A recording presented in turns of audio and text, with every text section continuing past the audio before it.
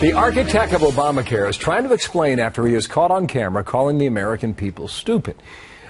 He says those comments were off the cuff. If that is the case, why has he now said it, apparently, on two different occasions? For people with expensive health insurance plans, they will no longer get a 40% tax break. What if we instead just levied a 40% tax on the insurance companies that sell these terrible expensive Cadillac plans? We said, well, that's pretty much the same thing, but why does it matter? I said, you'll see. And they were posted in that past. Because the American voter is too stupid to understand the difference. All right, so now, he said that apparently, that we have found twice in the month of October a year ago. James Capretta, Senior Fellow, Ethics and Public Policy Center. How are you, sir? Good morning to you. And Evan Roy is a Senior Fellow at the Manhattan Institute. And gentlemen, good morning. He's trying to explain this way. WGBH out of Massachusetts said this yesterday on screen. I think this comes to the master strategy of the Republican Party, which is to confuse people enough about the law so they don't understand the subsidies they're getting are because of the law. That's kind of in reference to what the Supreme Court's going to tackle. But, Avik, has he been able, or can he, explain away what in the world he was trying to communicate to the stupid American people? Well, Bill, you didn't have time to go through all of the Jonathan Gruber videos. There are a couple of videos that came out a couple of months ago in which Gruber explicitly said that the case of the challengers in that particular case, the Halbig and King case that's before the Supreme Court, that they were right. That Obamacare doesn't authorize subsidies to flow through a federally run exchange versus state-based exchange. So he's running around calling other people liars and calling other people's integrity into question, but he's the one actually boasting about how Obamacare was dishonestly passed. I mean, it's insulting to everyone, James. A Republican, Democrat, Independent, whether you like the bill or not, whether you like the law or not. I mean, wow.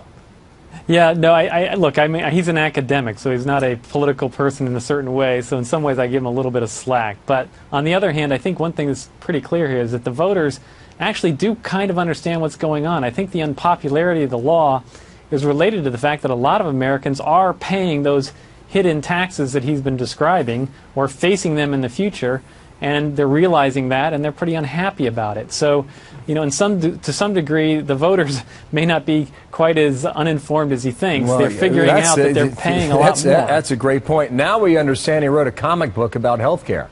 Did you guys know that? I mean, health care reform, here it is in illustration. This is what he said yesterday when asked about it on MSNBC. Roll this. The comment and the video were made at an academic conference. I was speaking off the cuff, and I basically spoke inappropriately, and I regret having made those comments. So Avik, it's an academic conference here. He was one of the guys who went to members of Congress and helped them draft the legislation.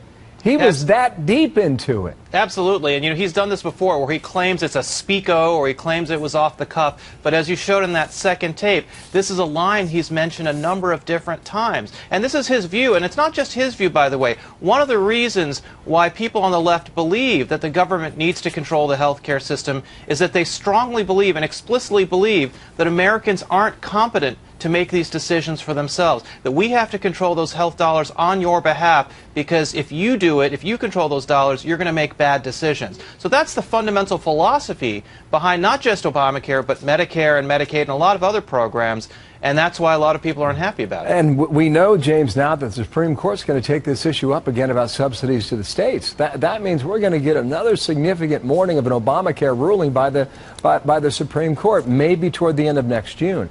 Byron York made the point last hour that all these Obamacare debates now with Republicans in control of Congress, guess what's going to come up? These videos and these words. And at the moment, who knows how many more are out there, James? Right. No, he's been speaking quite a bit in the last 5 years. So there's a lot of videos, probably more to come. I think the big issue is, you know, what's going to happen next. And I do think if the Supreme Court sides with the plaintiffs, as they very well might, the issue is going to be, what do we do after that? And, you know, they will take a Republican Congress. They'll put some pressure back on them. They need to come up with alternatives that aren't so governmental, that don't treat citizens as uninformed people, but actually trust them to make good decisions for themselves. Very true. Very true. They need to do that. Gentlemen, I will never call you stupid, okay? Avik Roy and James Capretta, we will speak again, okay? And we'll see what the explanation is next from the White House. Thank you, fellas. Thanks, Bill. Here's Mark.